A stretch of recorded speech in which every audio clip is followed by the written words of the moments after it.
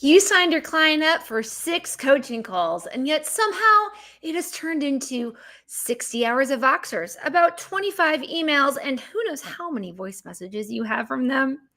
If your coaching containers are starting to feel like emotional support groups or just draining you as a business owner, then you are in the right place. This is how to stop coaching clients from turning every package into unlimited support. My name is Acacia Thornton. I'm the CEO, legal coach, longtime attorney and business advisor turned coach and spiritual manifesting leader. And this is the Aligned Business Series. This is where we go live 3 times a week to talk about real client stories, real things that business owners out there are facing, and then telling you how we solved them, giving you a look under the hood, and then, of course, answering your questions. So go ahead, put your questions into the chat, and we will get to them here soon. But what are we here for today? We are here because, well, those clients just somehow, it turns into emotional support. And I've had a number of clients where this has happened to. In fact, let me tell you about one of those clients. Brilliant business coach. She's been at this 4 years, digital nomad, traveled a lot. She's got clients all over the globe. And she usually offers a 3-week package for business coaching. That's what she does. The 3-week business coaching, and 3 months of business coaching. And sometimes she has some add-ons, right? And she does mention that there's going to be support right along the way. She's there. She's a big-hearted giver. And one of her clients just started sending long voice messages in addition to the weekly calls. And then she starts asking for feedback on like, hey, I made this for the business, or hey, I did this, I hated it, and sending screenshots and all this stuff in between everything else. And then she also starts emailing her. And my client likes to use Voxer, so guess what? There were Voxer messages as well. And this started to get a little heavy on my client. She's a big giver. She wanted to be there. She's supporting her. She's really excited that her client is excited. And she tried to be there for her as much as she could. But what ended up happening is that client, she couldn't quite get her over the finish line and get everything done. Her client was just all about blah, blah, blah, blah, and a lot of emotional venting. This is going on in my life, this and that. And so my client kept giving more coaching calls and kept giving and giving her time and giving and giving and giving. And she kept giving for 9 more months. 9 more months. And eventually, what ends up happening for my client starts to resent her relationship with this customer she has. My client starts to wonder if she's even good at her job anymore. And my client starts to wonder what it was all worth, because all of that extra time was also never paid. Why did this happen? Why did this happen? It happened in that particular relationship because that client agreement was written pro-client. It was very much about the customer and not about the business owner. And so every time that it would mention support or access, there weren't limits. And so let's look at some of the messaging that happens, because it's not just what's in the document, but also how we behave as business owners. Right? When you say, you can reach out to me anytime, they hear they're going to be available to me 24/7. And that sets an expectation that you're going to be available to me 24/7. It also, anytime you have the behavior, like let's say the first time they respond to you and you get back to them immediately, because maybe you just happen to see it immediately, no big deal. They think they're going to get immediate responses all the time. So the next time they're working late or whatever time zone they're in, because maybe you have customers in different time zones, they're working on their hours and they expect you to be there quickly on their hours. And when you have multiple clients, that's just not possible. It's not even really possible with one. But every time you respond, they assume faster equals better equals expected of you. When you include support without explaining what that support means and doesn't mean, they'll interpret support however they want. Oftentimes, business coaching clients forget that coaching is not therapy. They see everything that gets in the way of the business, including their head space, their heart space, and their emotional space, as part of your duties. But that's not what you signed up for. You're not a therapist, but they want to treat you like one because, well, you're available to them. Another place where communication can go awry is when we say, hey, okay, just this once. Well, they see that, they interpret that, right? If somebody says that to you, you're kind of like, okay, I can ask for this from now on. I can ask for this. And anytime you say that's not included, they learn that they can just keep pushing that line. And so it builds up over the whole entire time of the client coaching relationship. And none of it's malicious. They came to you for help. They trust you, and you're giving them your heart space, your head space. You want them to succeed, just like my client did. Well, just like my client gave 9 months of extra, what ended up happening is she resented that client in that relationship. She ended up terminating the contract, terminating that agreement after, and going not only unpaid for all that extra time, those extra 9 months, she had to refund 80%. She had to refund 80% of some of the original time because of how that contract was drafted. This is why looking at the customer agreement as supporting us as business owners is so important, because it can be exhausting trying to define and trying to communicate and trying to enforce and trying to uphold and trying to remind the client about the boundary. That's not what you signed up for. So how can we make you feel supported, secured with boundaries that you can point to? And that's why I'm going to start looking at some of the things in your contract. And some of these, I'll just tell you kind of what you can do with them. Others, I'm going to show you how you can get a copy paste version of that you can just copy paste straight into your contract. So you don't have to draft anything, because these are all about your business relationships. They're about you, how you want to do business. So you do not need an attorney for these. You can, of course, can always go get one, but you do not need one for them. The first is when we are defining the scope of work. We really want to define what is and is not in that. Support. What kind of support? How do you want to be communicated with? Do you use Voxer? Do you use WhatsApp? Do you use emails? What do you want to use as your container and placement for the communications? What time frame do you want to be available? And how long you have to return to a message. So if you just say I'm available 9 to 5, Monday through Friday, well, if they message you at 9, they might expect a response by 9:30.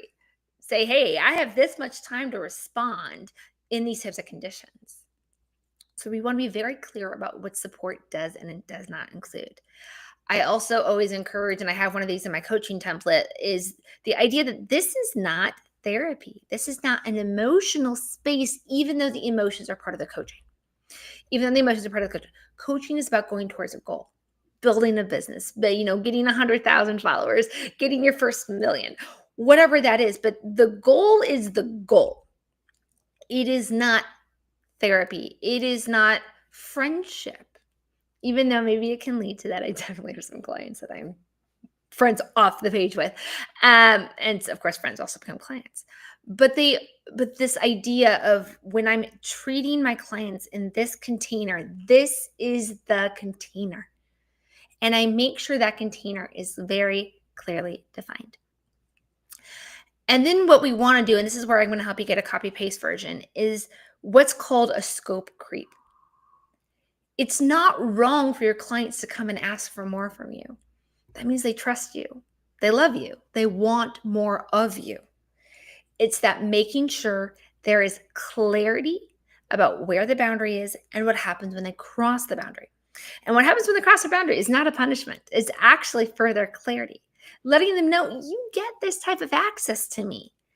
I can be available to more access, but that comes at a cost. I've seen this with some more established coaches where they'll be like, okay, my group coaching only gets me in those message boards. And if you want Voxer, you've got to be in one of my mastermind classes, right? So a small group, higher pay. But then they have sometimes they'll have 3 to 5 clients a year. And then we're talking massive 6-figure paying clients. And so for those guys, they will be available one-on-one as needed during hours, certain hours, 7 days a week, unless communicated I'm going to be on vacation and so on. So you can see that they've changed the communication boundaries and container based on the value they're getting. How much are they being paid? Right? Somebody paying you $200 being a group coaching is very different than the person who's paying you $200,000 for one-on-one at a higher end. That's very different. So allow yourself to feel into your space. How can you maximize being there in a way that makes sense for everyone as a business owner, right? We have a business that's profit margins, that's time equals money. But that also means you as a person need to be able to step back and breathe, reconnect, remember why you love this. So back to those scope creep clauses. So scope creep is always about what the client might ask for, and then what is the value exchange if they ask beyond it. What do they need to do? You get email support from me Monday through Friday. If you want email support on the weekends, I could either say that it's not available because I don't work on the weekends, or I could say, like, hey, yes, I see something's very urgent is coming up here. Why don't we do this for this much value? Or another one would be, okay, you get 10 coaching calls included. Additional calls can be added at a discounted rate of $100 each, right? So here's the limit. Here's what happens when you go beyond it.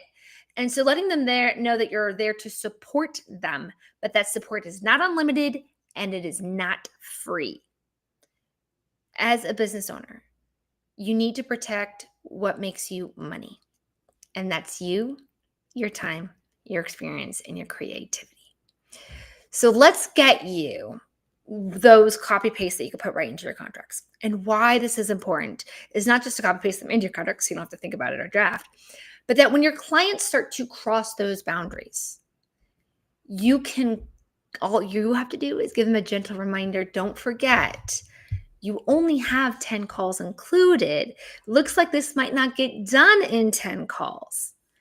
Do you want to add more, or do you want to fit within the boundary we agreed to? And now your client has choices. That's what's great about having these types of things. They have choices. Well, I don't know. Do I need more? Or no, I can get this done. And then now they know they need to get it done in the next 2 calls. Same with the amount of support, how they have access to you, the hours they have access to you, all the different elements, whatever you include in that, your worksheets, your deliverables. How many of their website, write-ups are you going to look at? I will look at your first 3 drafts of an offer page, but I'm not going to look at it indefinitely because let's be honest, we're always updating our offer pages and our website pages. So we want to put limits on these things. So whatever your style of coaching is, go through one by one and list everything your clients might add extra for and decide where the boundary is and decide what happens if they go beyond that. And that is exactly what module 2 of the Aligned Clients Paid with Purpose program is. And then it also gives you the ones to just copy paste. If you said this, okay, then just copy paste this in. So you also don't have to draft it. So that's module 2 of Aligned Clients Paid with Purpose. It's got 2 other things to help you with your client relationships that help you make more money along the way. Yes, it does help you make more money.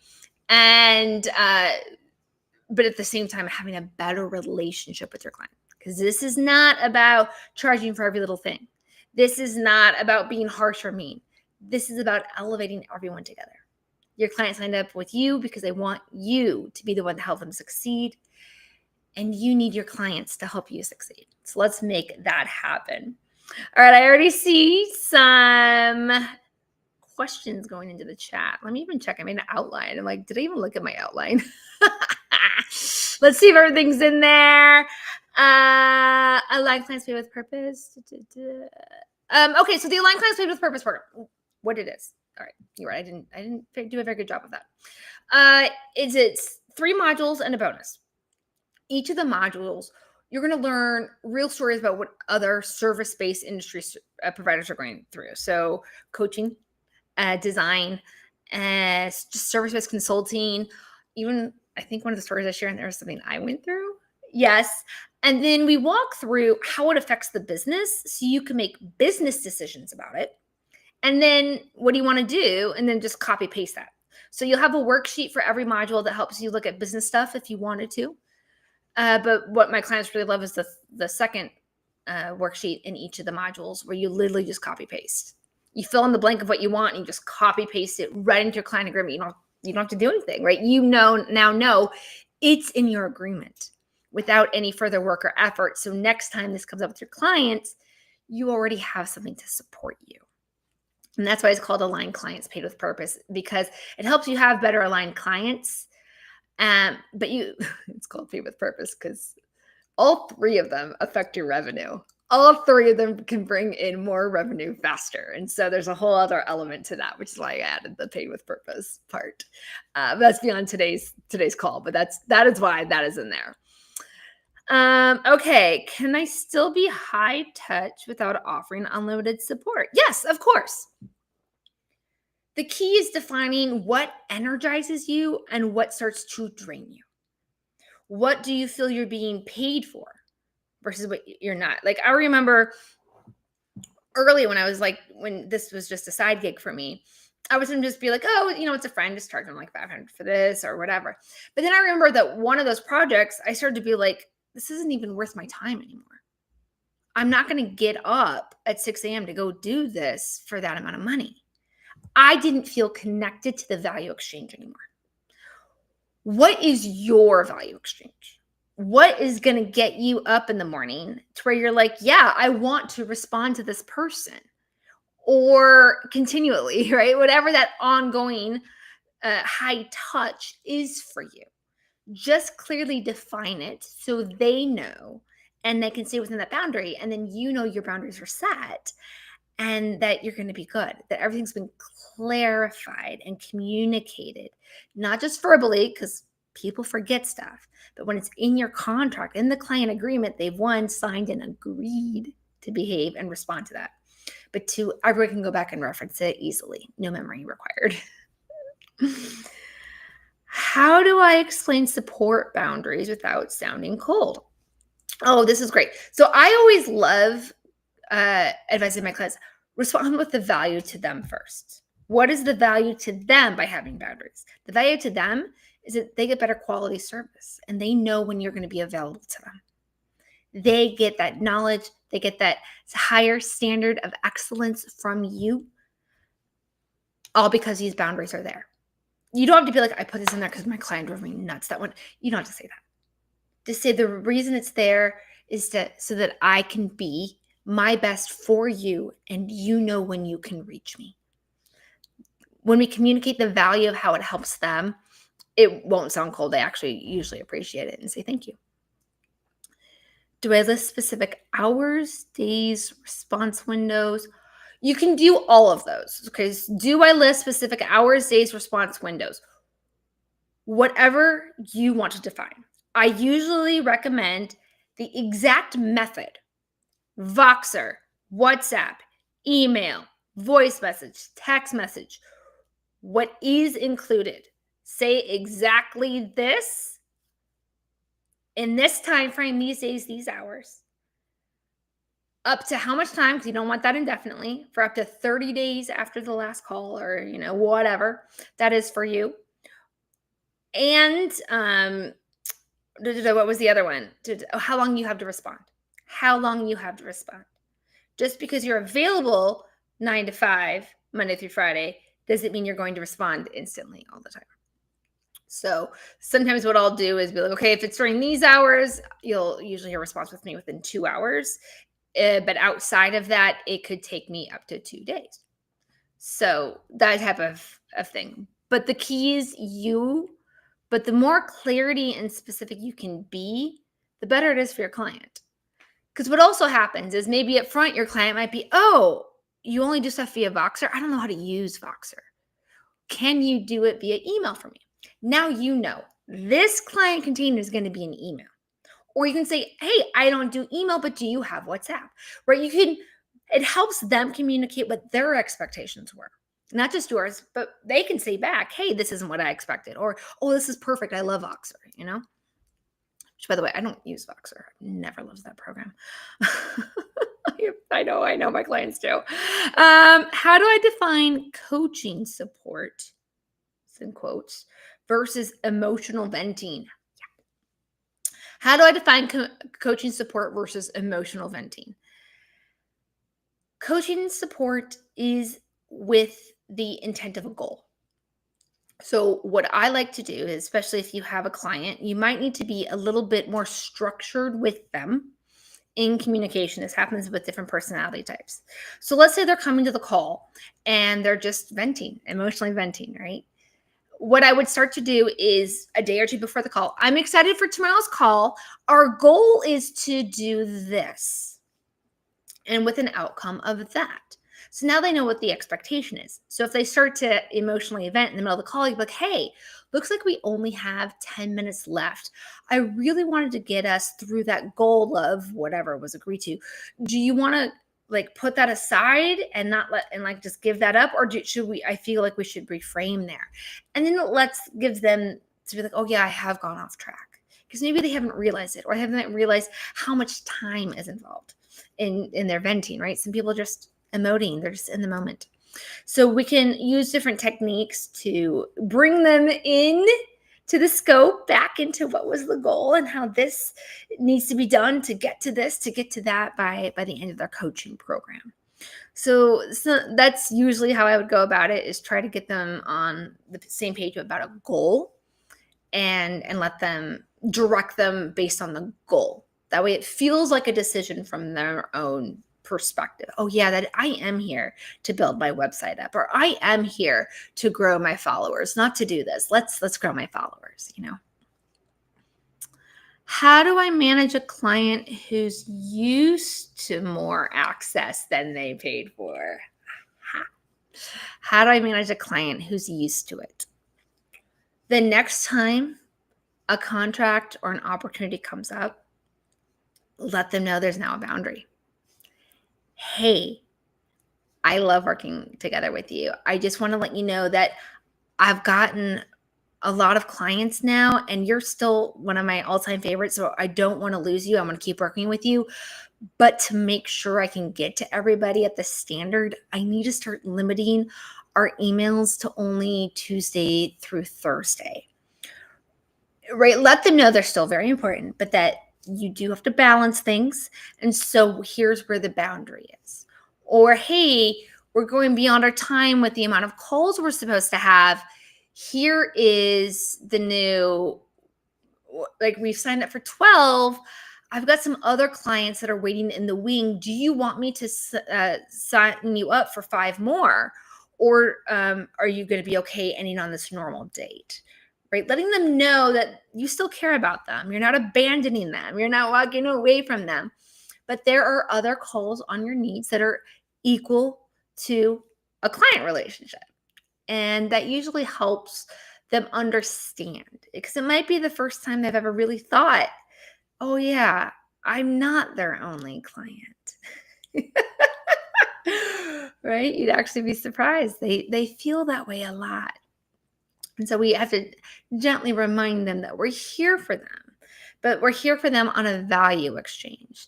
And we bring our headspace and our heart space to that value exchange. But that value exchange is what makes this a business and not a friendship. All right. You got the link there. Tomorrow, no, what? Friday, that's tomorrow. Friday, how to say that's not included. So kind of a little bit down what we have today and get paid for it. That's where we go with tomorrow. We're going to take today's and take it another step further and go to and get paid for it without feeling guilty. My name is Acacia. I'm the CEO legal coach, and this has been the Aligned Business Series, and I will see you